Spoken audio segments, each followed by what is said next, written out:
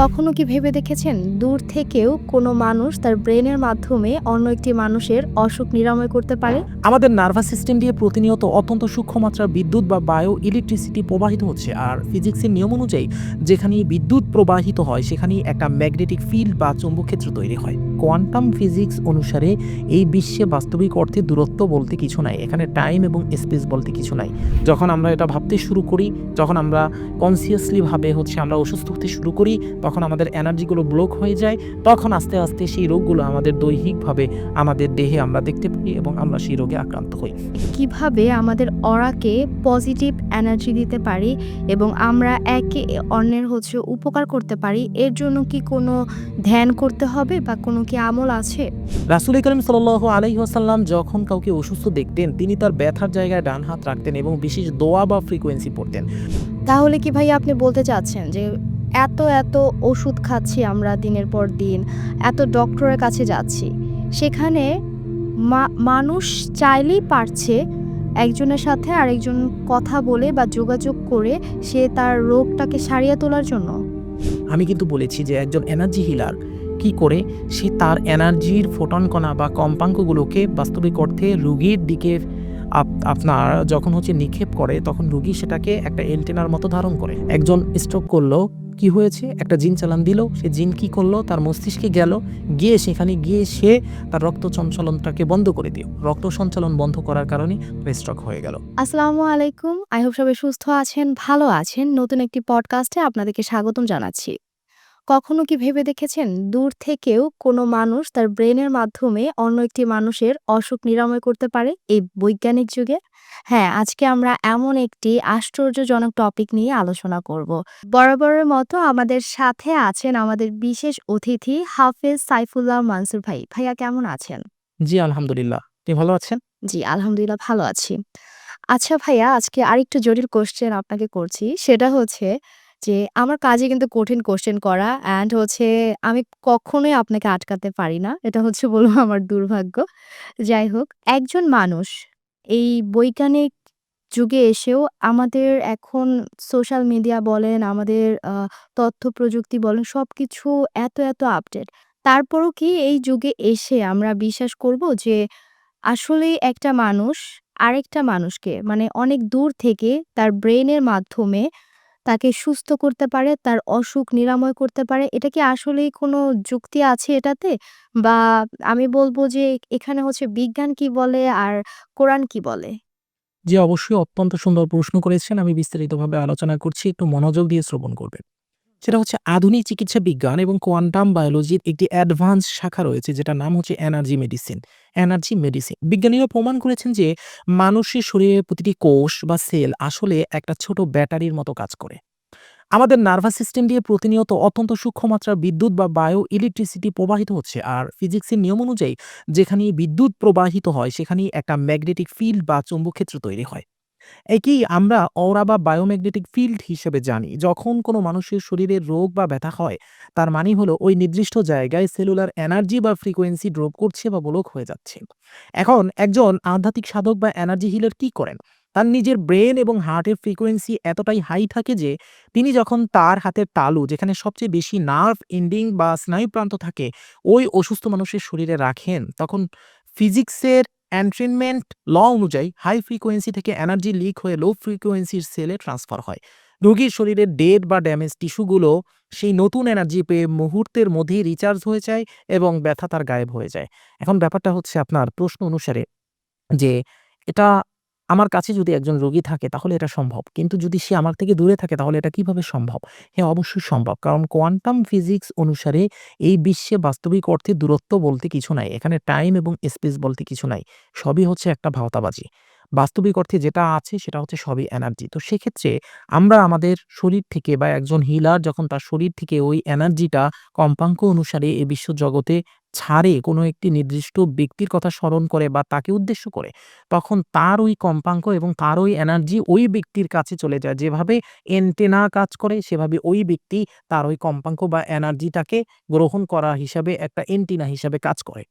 তো এখন বাস্তব কথা এই যে এন্টিনা হিসেবে কাজ করে সেভাবে আমার এখান থেকে পজিটিভ ফ্রিকোয়েন্সি পজিটিভ এনার্জি আমি যখন ছেড়ে দিলাম, তো সেটা অপর প্রান্তে ওই রোগী ধারণ করলো। যখন রোগী ধারণ করে তখন ওই এনার্জি তার শরীরে প্রবাহিত হয়ে তার শরীরে যে ব্লকেজগুলো ছিল, লিকেজগুলো ছিল এনার্জির, সেই লিকেজগুলো ঠিক করে দেয়। বাস্তবিক অর্থে আমাদের জীবনে ততক্ষণ পর্যন্ত কোনো রোগ আমাদের শরীরে আসে না, যতক্ষণ পর্যন্ত আমাদের শরীরের অরা বা আমাদের এনার্জি ব্লকেজ না হয়। আমাদের এনার্জি ব্লকেজ হওয়ার পরেই বাস্তবিক অর্থে আমাদের শরীরে রোগ দেখা দেয়। বাস্তবিক অর্থে রোগ সর্বপ্রথম হয় আমাদের আত্মায় বা রুহে, অর্থাৎ আমাদের এনার্জি বা সাবকনসিয়াস মাইন্ড বলেন বা আমাদের কনসিয়াসনেসে। যখন আমরা এটা ভাবতে শুরু করি, যখন আমরা কনসিয়াসলি ভাবে আমরা অসুস্থ হতে শুরু করি, তখন আমাদের এনার্জিগুলো ব্লক হয়ে যায়। তখন আস্তে, আস্তে সেই রোগগুলো আমাদের দৈহিকভাবে আমাদের দেহে আমরা দেখতে পাই এবং আমরা সেই রোগে আক্রান্ত হই। তো একজন এনার্জি হিলার বাস্তবিক অর্থে দূর থেকে কোয়ান্টাম ফিজিক্স অনুসারে যদি সে একজন অভিজ্ঞ মানুষ হয়, তাহলে সে চাইলেই এটা করতে পারে। এবার আসি রাসূলে করিম সাল্লাল্লাহু আলাইহি ওয়াসাল্লামের যুগের কিছু ইতিহাস বা তার কিছু ব্যাখ্যা নিয়ে। রাসূলে করিম সাল্লাল্লাহু আলাইহি ওয়াসাল্লাম যখন কাউকে অসুস্থ দেখতেন, তিনি তার ব্যথার জায়গায় ডান হাত রাখতেন এবং বিশেষ দোয়া বা ফ্রিকোয়েন্সি পড়তেন। কোরআনে সূরা বনী ইসরাঈলে আল্লাহ পাক বলেন, "আমি কোরআনে এমন বিষয় নাজিল করি যা মুমিনদের জন্য রোগ নিরাময়, শিফা এবং রহমত।" এই শিফা শুধু মনের জন্য নয়, শরীরের জন্য। বড় পীর আব্দুল কাদের জিলানী রাহমাতুল্লাহ আলাইহি বা অন্য বড়, বড় আউলিয়াগণ যখন কারো দিকে শুধু তাকাতেন বা ফু দিতেন, তখন তাদের কলব থেকে এমন শক্তিশালী নূর বা ফোটন কণা বের হতো যা রোগীর ডিএনএ লেভেলে গিয়ে সেলুলার মিউটেশন বা জেনেটিক ত্রুটি সারিয়ে দিত। সাধারণ মানুষ একে কারামত বা অলৌকিক ঘটনা বলতো, কিন্তু আসলে এটা ছিল হাই লেভেলের একটা কোয়ান্টাম হিলিং। তো আমরা বুঝতে পারলাম যে বাস্তবিক অর্থেই ইসলামে বা সুফি তত্ত্বে আমরা এটা দেখতে পাচ্ছি বা দেখতে পেয়েছি, এবং আমাদের বিজ্ঞান বা কোয়ান্টাম ফিজিক্সও আমাদের এ ব্যাপারে একটা স্বচ্ছ ধারণা প্রদান করে।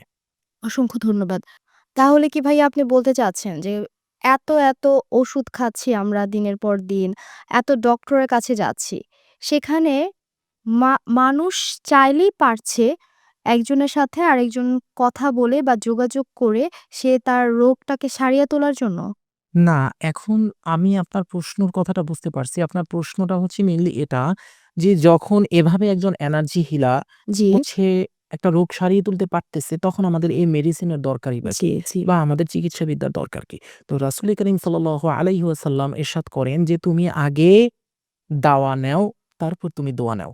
অর্থাৎ আগে তোমার দাওয়া নিতে হবে। আগে তোমার শরীরে যে সমস্যাটা হয়েছে, এই সমস্যাটাকে হিল করার জন্য তোমার দাওয়া বা ওষুধ নিতে হবে। তারপর তুমি দোয়ার দিকে ধাবিত হও। তারপর তুমি দোয়া নাও। অর্থাৎ আগে তুমি গরু বাঁধো, তারপর তুমি আল্লাহর উপর ভরসা করো যে, এই গরু আমি বাঁধলাম, এখন তুমি এটাকে রক্ষা করো। আমি যদি গরুই না বাঁধি, তাহলে সেটা রক্ষা হবে কিভাবে? এবার আসি, আমি কিন্তু বলেছি যে একজন এনার্জি হিলার কি করে?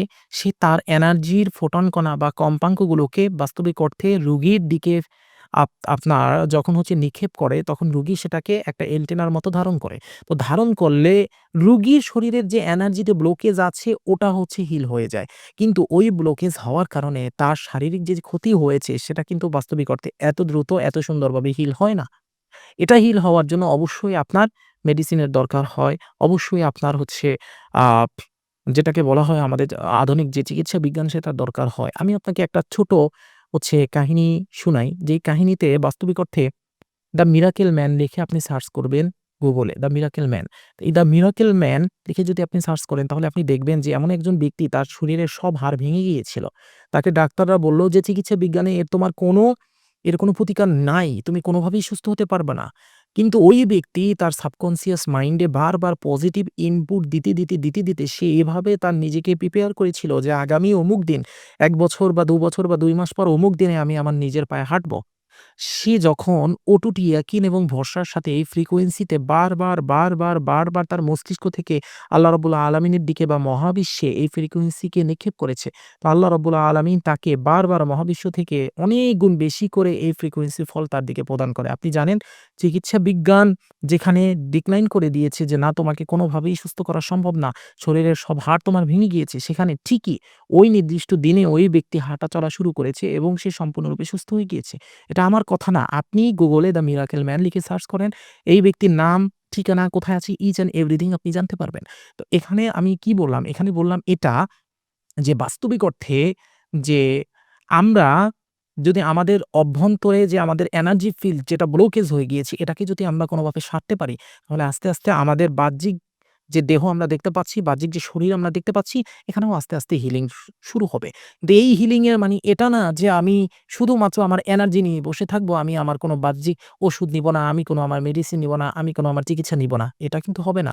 কারণ প্রকৃতির সবকিছু একটা নির্দিষ্ট নিয়ম অনুসরণ করে চলে। স্বয়ং রাসূল করিম সাল্লাল্লাহু আলাইহি ওয়াসাল্লামও ওষুধ নিয়ে তারপর আল্লাহ রাব্বুল আলামিনের কাছে দোয়া করত। তিনিও তার সময় ডাক্তার, বৈদ্য যাকে বলেন না কেন তার কাছ থেকে আগে চিকিৎসা নিত। রাসূল করিম সাল্লাল্লাহু আলাইহি ওয়াসাল্লাম যখন বিষক্রিয়ায় আক্রান্ত হয়েছিল তখন তার মৃত্যুর পূর্বে হযরত আয়েশা রাদিয়াল্লাহু তাআলা আনহা তার মুখে ওষুধ দিয়ে দিয়েছিলেন যেন এই বিষক্রিয়া কমে যায়। তখন রাসূল করিম সাল্লাল্লাহু আলাইহি ওয়াসাল্লাম বললেন যে, "তুমি আমার মুখে ওষুধ দিও না।" তারপরও আয়েশা রাদিয়াল্লাহু তাআলা আনহু ওষুধ দিয়ে দিলেন। তখন রাসূল করিম সাল্লাল্লাহু আলাইহি ওয়াসাল্লাম রাগ করে আয়েশা রাদিয়াল্লাহু তাআলা আনহুকে বললেন যে, "ঘরে যতজন মানুষ আছে সবার মুখে এখন গিয়ে ওষুধ দিয়ে আসো।" তাহলে আমরা বুঝতে পারলাম যে ওষুধের প্রচলন তখনও ছিল।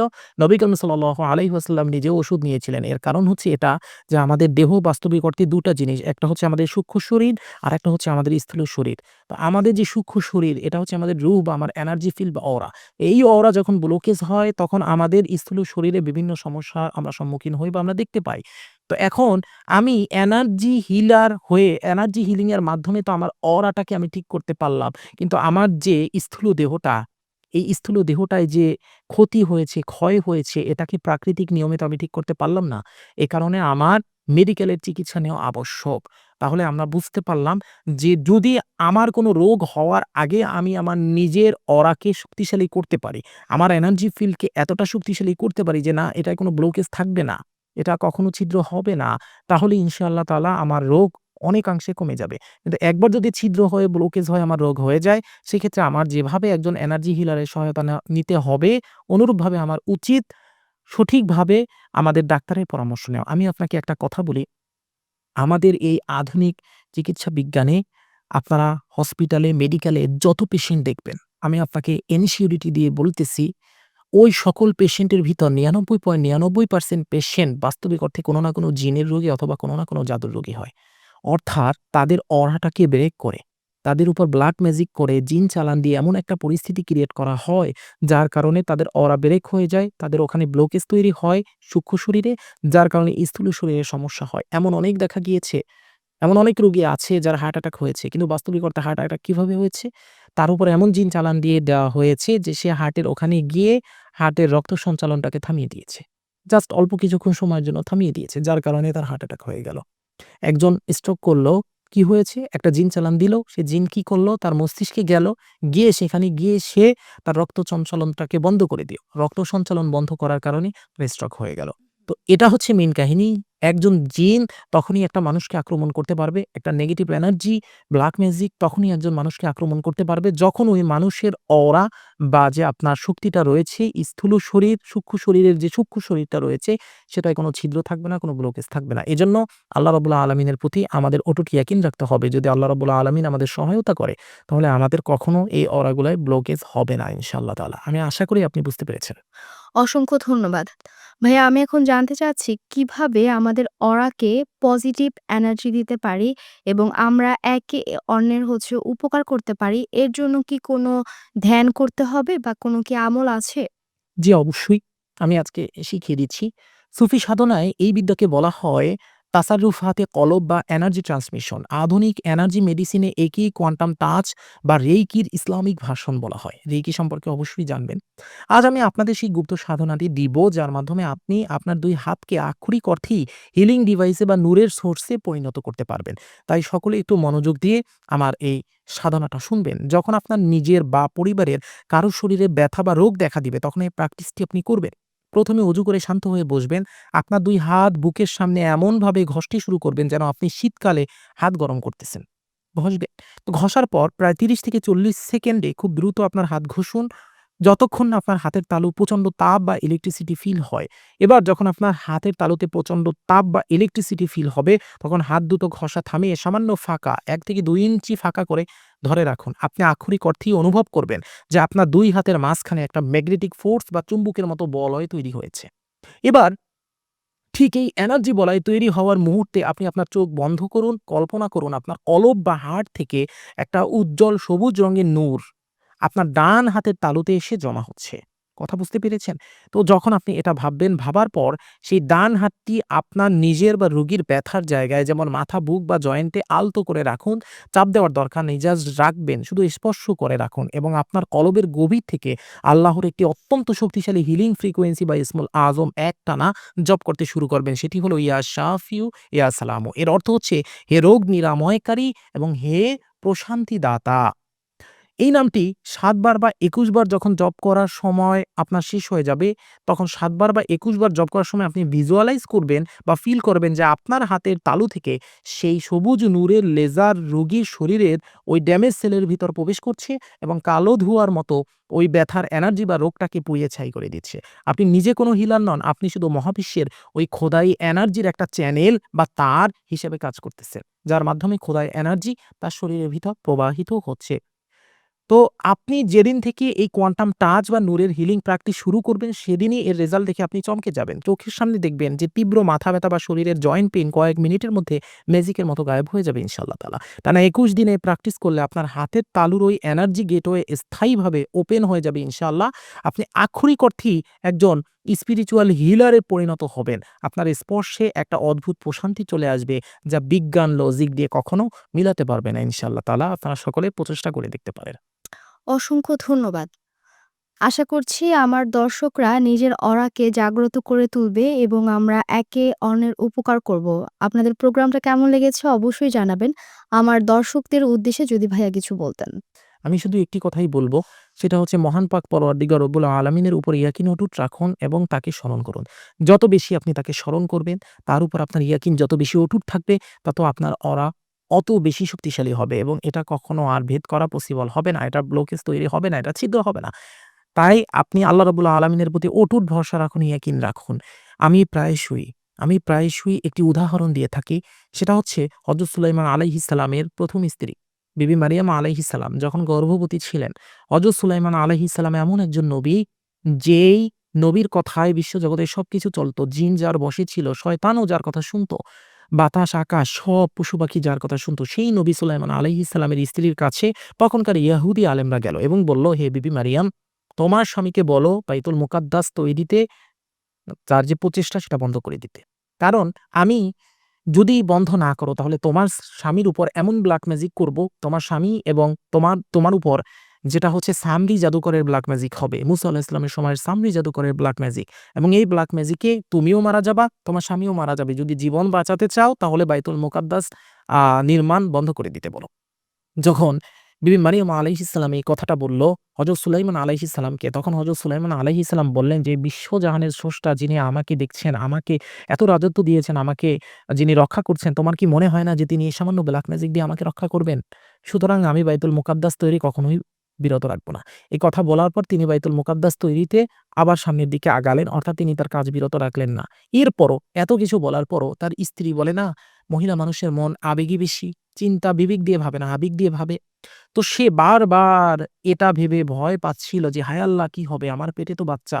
আমার স্বামীকে যদি কোনোভাবে আমি বাইতুল মুকাদ্দাস বানানো বন্ধ না করাতে পারি, তাহলে তো আমার বাচ্চাসহ আমিও মারা যাবো, আমার স্বামীও মারা যাবে।" এই কথা যখন সে চিন্তা করতে, করতে সে তখন জোহরের নামাজে রত ছিল বা জোহরের অবস্থায় আল্লাহর জিকিরে রত ছিল তার স্ত্রী। সেই অবস্থায় ঠিকই সাম্রি জাদুকরের ব্ল্যাক ম্যাজিক করা হয়েছে এবং সেই ব্ল্যাক ম্যাজিক সুলাইমান আলাইহিস সালামের উপরও আক্রমণ করে এবং তার স্ত্রীর উপরও আক্রমণ করে, তার পেটের বাচ্চার উপরও আক্রমণ করে। আপনি অবাক হয়ে যাবেন। যেই নবী সুলাইমান আলাইহিস সালামের নামে বিশ্বজাহানের সকল কিছু চলত, আদেশে সকল কিছু চলত, সেই নবী সুলাইমান আলাইহিস সালামের কিছুই হয় নাই। কিন্তু তার স্ত্রী পেটের বাচ্চাসহ মারা গিয়েছে। তার বাচ্চাও মারা গিয়েছে, স্ত্রীও মারা গিয়েছে। এই অবস্থা দেখার পর নবী সুলাইমান আলাইহিস সালাম অত্যন্ত ব্যথিত হলেন এবং তিনি আল্লাহর দরবারে সিজদায় অবনত হলেন এবং দোয়া করে আল্লাহর কাছে জিজ্ঞেস করলেন, "হে আমার রব, আমি তো তোমার বাইতুল মুকাদ্দাস তৈরি করতেছি। তুমিই তো আমার জন্য এনাফ। তাহলে আমার স্ত্রীকে কেন এই প্রোটেকশনটা দেওয়া হলো না?" তখন আল্লাহ রাব্বুল আলামিন জিবরাইল আলাইহিস সালামকে পাঠালেন। জিবরাইল আলাইহিস সালাম এসে বললেন যে, "শুনে রাখো নবী সুলাইমান, যে ব্যক্তি তোমার রবের উপর ভরসা করতে পারে না, তোমার রবের প্রোটেকশনের উপর ভরসা করতে পারে না, সে তোমার রবের থেকে সামরি জাদুকরের ব্ল্যাক ম্যাজিককে বেশি প্রাধান্য দেয় এবং বেশি ভয় পায়। তোমার রবের কি এমন ঠ্যাক পড়েছে তাকে প্রোটেকশন দেয়ার?" তাই আল্লাহ রাব্বুল আলামিন তার উপর থেকে রহমানি প্রোটেকশন উঠিয়ে নিয়েছেন এবং সাথে, সাথে তার যে অরা বা শিল ছিল সেটা ছিদ্র হয়ে গিয়েছে এবং সেখান থেকে ব্ল্যাক ম্যাজিক আঘাত করে তাকে এবং তার বাচ্চাকে শেষ করে দিল। সুতরাং আমি সবার উদ্দেশ্যে একটি কথাই বলব। আপনি প্রতিবারই আমাকে জিজ্ঞেস করেন যে, "দর্শকদের উদ্দেশ্যে কিছু বলেন।" একটি কথাই আমি বলব যে, নিজের ইয়াকিন এমন অটুট রাখুন যে, "আমার রব আমার সাথে আছে, বিশ্বজগতের কিছু আমার কেউ কিছু করতে পারবে না।" যদি এই ইয়াকিন আপনার থাকে তাহলে কেউ আপনার কিছু করতে পারবে না। রাসূল করিম সাল্লাল্লাহু আলাইহি ওয়াসাল্লাম ইরশাদ করেন যে, "সকালে এবং সন্ধ্যায় একটি দোয়া ৩ বার পড়ো। বিসমিল্লাহিল্লাযী লা ইয়াদুররু মা ইসমিহি শাইউন ফিল আরদি ওয়ালা ফিস সামাই ওয়া হুয়াস সামিউল আলিম।" এই দোয়া যে পড়বে আল্লাহ রাব্বুল আলামিন সকাল থেকে সন্ধ্যা পর্যন্ত তাকে হেফাজত করবেন। আগুন তার ঘর পোড়াবে না, তাকে পোড়াবে না। সে জলে ডুবে মারা যাবে না। তাকে কোনো অস্ত্র আঘাত করতে পারবে না। তাকে কোনো হিংস্র জানোয়ার আঘাত করতে পারবে না। এই আমল সব সাহাবারা করতেন। কিন্তু একটা সাহাবা এমন ছিলেন যে এটার উপর এত ইয়াকিন রাখতেন, তিনি তার ঘর থেকে বের হয়ে চলে গেলেন একটা কাফেলায়। তার ঘরের উপর আগুন লাগলো। তাকে অন্য সাহাবারা এসে বলতেছে যে, "হে অমুক, তোমার ঘরের উপর আগুন রাখছে, সম্পূর্ণ কাবিলা পুড়ে ছাই হয়ে যাচ্ছে।" তখন সে বলে, "এটা অসম্ভব। আমার ঘরের উপর আগুন লাগতে পারে না। কারণ আমি আমার রবের কাছে পানাহ চেয়ে ঘর থেকে বের হয়েছি। এই দোয়া আমি সকালে ৩ বার পড়েছি। আল্লাহর রাসূল বলছে এই দোয়া যদি পড়ে তাহলে আল্লাহ রাব্বুল আলামিন তাকে রক্ষা করবে। সুতরাং আমার ঘরে কোনো মতেই আগুন লাগতে পারে না।" একাধিক সাহাবা গিয়েছে তার কাছে। একাধিক সাহাবা তাকে একই কথা বলেছে, "তোমার ঘরে আগুন লাগছে, তোমার ঘরে আগুন লাগছে।" কিন্তু সে একই কথা বলেছে, "না, আমার ঘরে আগুন লাগতে পারে না।" দিন শেষে দেখা গিয়েছে কি জানেন? সে যখন কাফেলা দিয়ে ফেরত গেল তখন সে দেখল যে তার ঘরের আশেপাশের ৪১ টা ঘর আগুনে পুড়ে ছাই হয়ে গিয়েছে। মাঝখানে তার ঘরটা উইথআউট এনি পোড়া, উইথআউট এনি হার্ম, কিচ্ছু ছাড়া তার ঘরটা দাঁড়িয়ে আছে। তার ঘরের ভিতর তার স্ত্রীও আছে। আগুন তার ঘরের চতুর্থ সীমানায়ও টাচ করে নাই। অর্থাৎ এদিকেও সব ঘর পুড়ছে, ওদিকেও সব ঘর পুড়ছে। ৪১ টা ঘর পুড়ে ছাই হয়ে গিয়েছে কিন্তু তার ঘরে কিচ্ছু হয় নাই। তো এই অলৌকিক কর্মকাণ্ড দেখে সাহাবারা নবী করিম সাল্লাল্লাহু আলাইহি ওয়াসাল্লামকে জিজ্ঞেস করলেন যে, "ইয়া রাসূলাল্লাহ, এটা কিভাবে হলো? আমরাও তো দোয়া পড়ি, সেও তো দোয়া পড়ল। কিন্তু পার্থক্যটা কি?" তখন রাসূল করিম সাল্লাল্লাহু আলাইহি ওয়াসাল্লাম বললেন যে, "জিবরাইল আলাইহিস সালাম যখন আসবে তখন আমি এর উত্তর দিব।" জিবরাইল আলাইহিস সালাম সাথে, সাথে চলে আসছে। সে এসে বলে যে, "হে নবী, আপনি শ্রবণ করে রাখুন। আপনার এই সাহাবী আল্লাহ রাব্বুল আলামিনের প্রতি তার ভরসা, ইয়াকিন এত অটুট ছিল যে এই পঞ্চভূতের তৈরি আগুনের সেই সামর্থ্য নাই যে তার ঘর আগুন পোড়াবে। এ কারণে যার ঘর স্বয়ং আল্লাহ নিজে প্রোটেকশন দিচ্ছে, আগুন কিভাবে তার ঘর পোড়াবে?" সুতরাং আমাদের ইয়াকিন অটুট রাখতে হবে। যদি ইয়াকিন আমাদের অটুট থাকে তাহলে কোনো ব্লাক ম্যাজিক, কোনো জিন, কোনো কিছু আমাদের কোনো কিছু করতে পারবে না। আশা করি উত্তরটি পেয়েছেন। ধন্যবাদ। আশা করছি আজকের প্রোগ্রামটি আপনাদের অনেক ভালো লেগেছে। আমার তো বরাবরই ভালো লাগে এবং আমাদের সবসময় কিন্তু আল্লাহর উপরে একদম ভরসা করে বসে থাকতে হবে। অবশ্যই এমনভাবে ভরসা করতে হবে যে মনে রাখতে হবে আল্লাহ সবসময় আমাদের সাথে আছেন, আমাদের কোনো ক্ষতি হতে তিনি দিবেন না। আজকের মতো এই পর্যন্তই। সবাই সুস্থ থাকবেন, ভালো থাকবেন। আল্লাহ হাফেজ।